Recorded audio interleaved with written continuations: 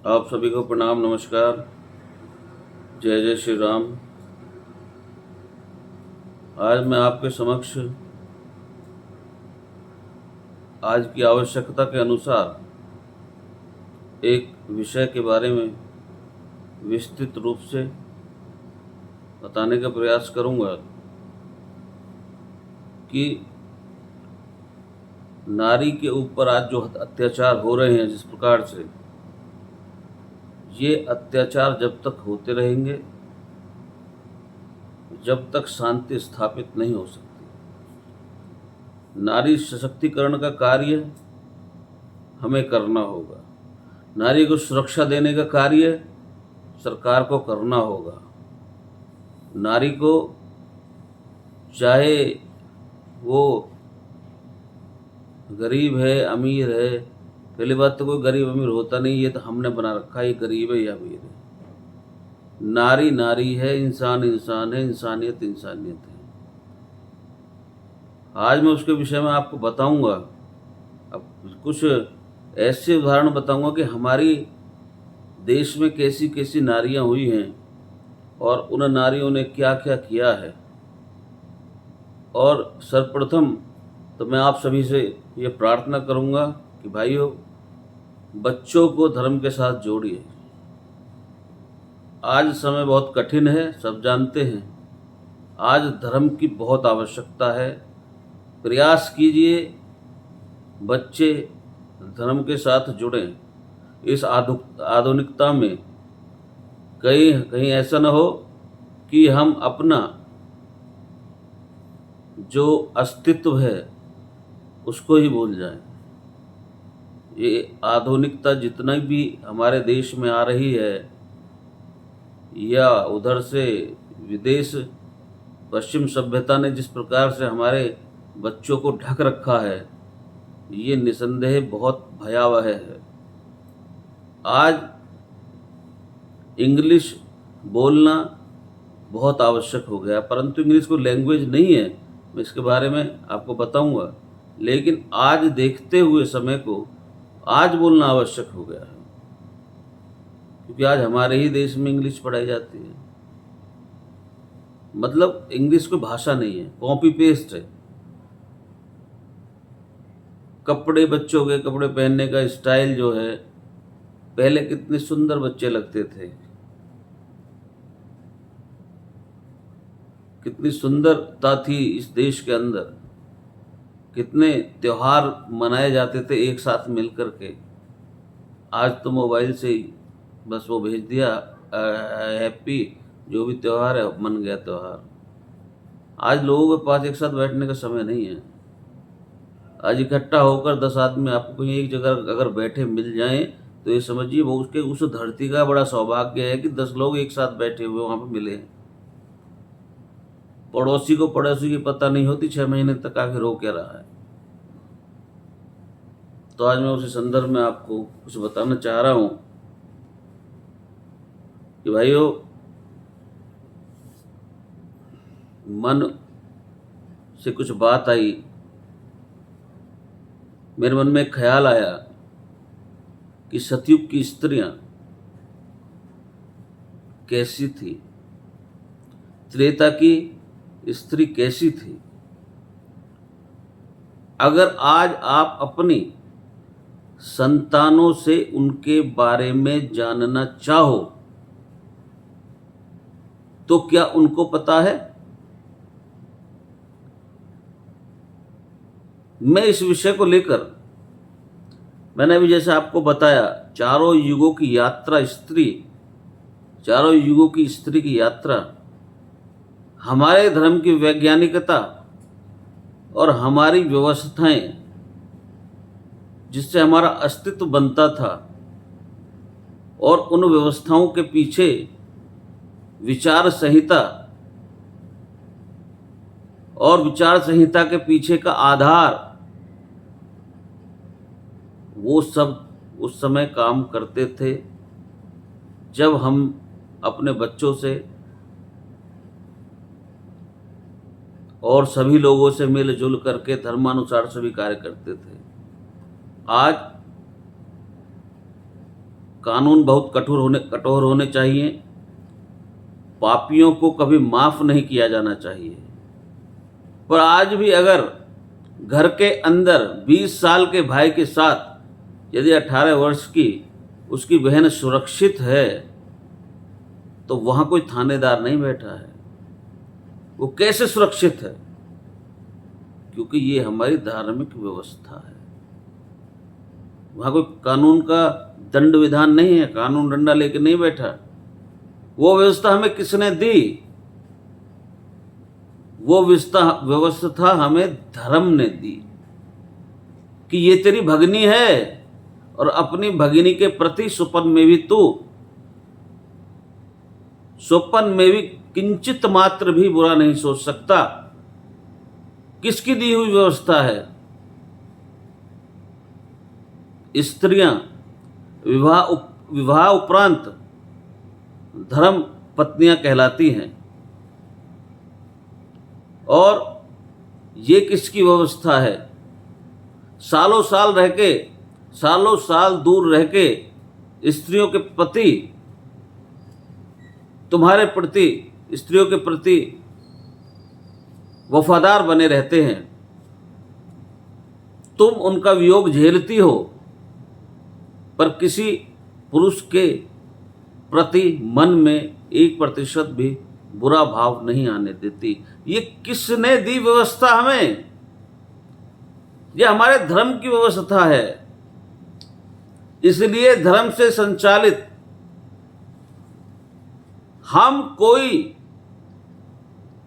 हमें देखे, जो भी व्यक्ति धर्म से संचालित होगा, उसे कोई देखे या न देखे, वो व्यक्ति एकांत नहीं ढूंढता पाप करने के लिए, क्योंकि वो धर्म से संचालित हो रहा है और उसे पता है हमारा अंतर्यामी हमारे अंदर बैठकर हमें देख रहा है। बालपन से ही हम सुनते आए हैं कि चित्रगुप्त लेखा जोखा रखते हैं, कंधे पे बैठे रहते हैं। तो कौन है वो चित्रगुप्त? हमारा ही तो चित्त है, हमारे ही तो मन में जो विकार आते हैं, हमारे सुकर्म और कुकर्मों का साक्षी है ये चित्रगुप्त। ये संस्कार हमारी संतानों के पास आज नहीं है। उसके वातावरण का निर्माण करो भाइयों। इसलिए धर्म के द्वारा प्रदत्त शिक्षाओं से भारत के संतानों का संस्कार होना चाहिए। कौन करेगा? भारत की देवियां, भारत की स्त्रियां।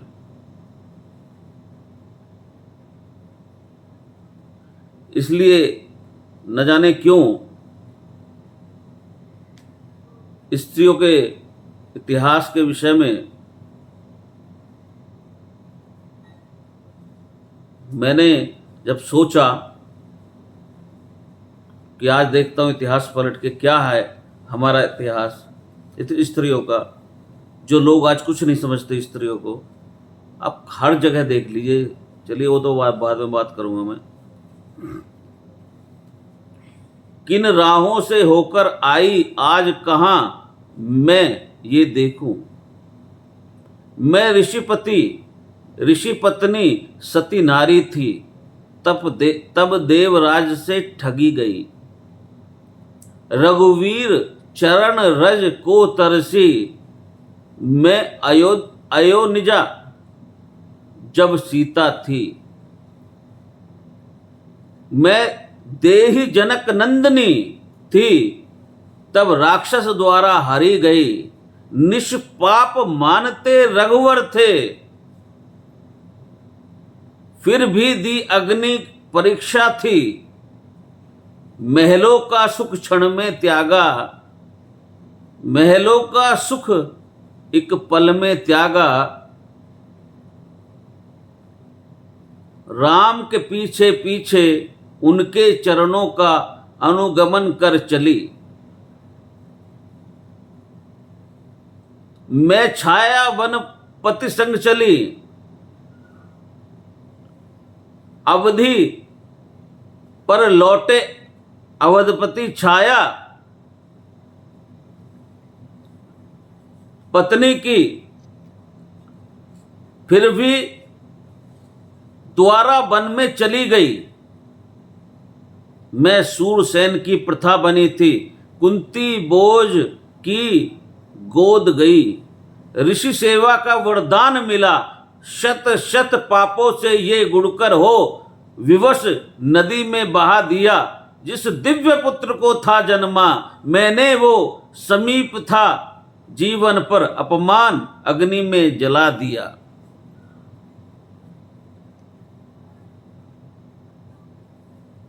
अंतर्मन धू धू जलता था, मर मस्तिष्क पीड़ा सहती थी, पर मौन विवश में कह न सकी। नहीं सूत पुत्र, नहीं सूत पुत्र, तू है सूर्य पुत्र। मैं याजू सैनी बनकर आई, ज्वाला में जन्म लिया मैंने। धर्मराज थे पति मेरे, जुए में हार गए मुझको। भीष्म विदुर से दर्शक थे निज।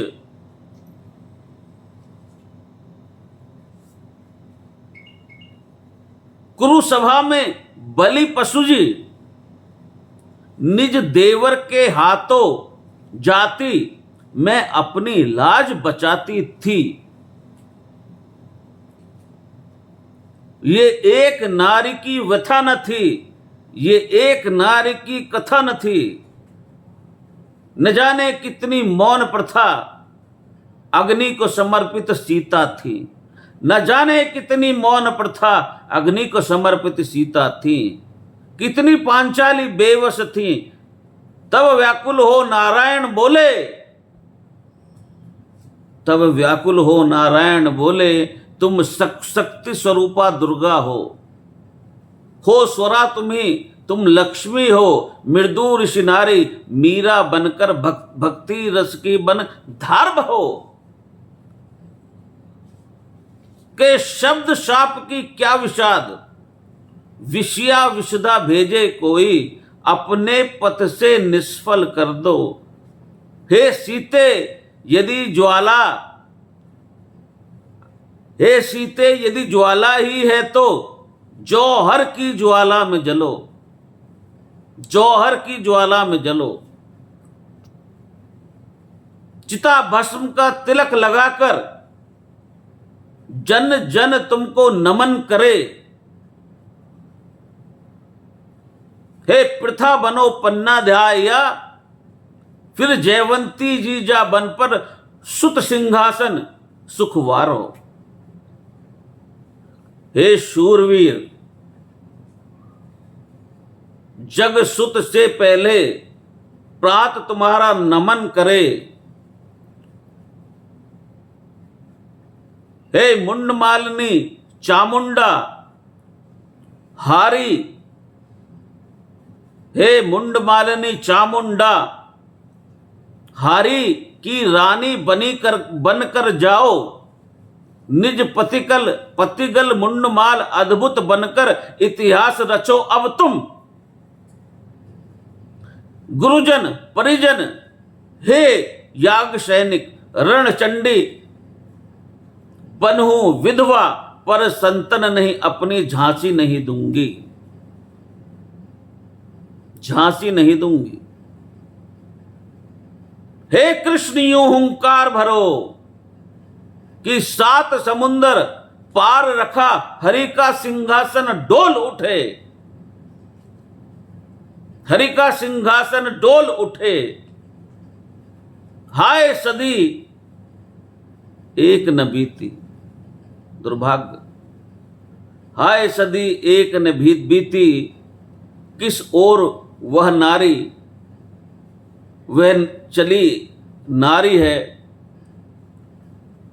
चंचल सरिता की।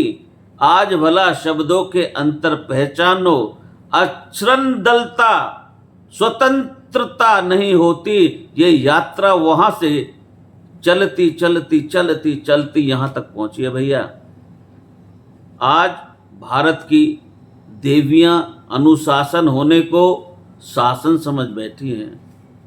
आज भारत की देवियां पैरों की झांझर को बेड़ी समझ रही हैं और नारी को अपना इतिहास रचने वाले भगवान ने क्या कहा? त्रेता में थोड़ी देर बाद आता था मैं, सतयुग में